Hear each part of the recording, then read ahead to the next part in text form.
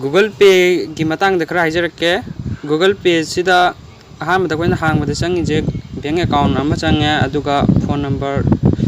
bank account do register tawgiba phone number du ma change aduga dum hang ba yarani aduga sigi kana ba khara hairagadi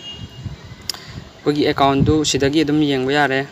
check balance ha ga dum kogi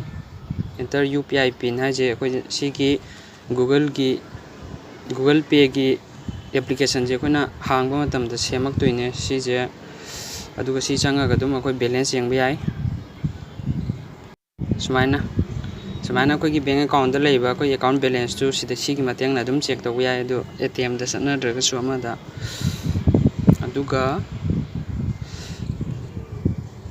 Google Pay rewards sina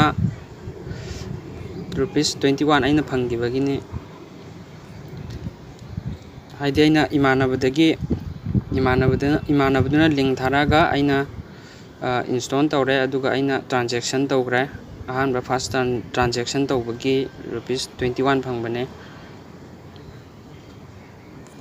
aduga bank account amadagi amade heta thaduk thajin paisa tawbada yamna nungaiba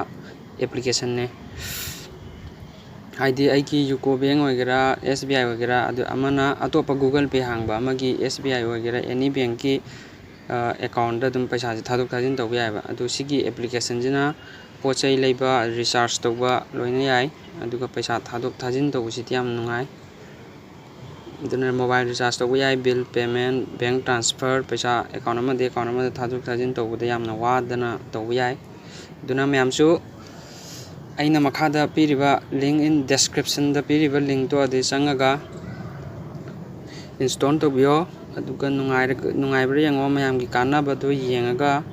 install tawbiyo aduga kanaba lawbiyo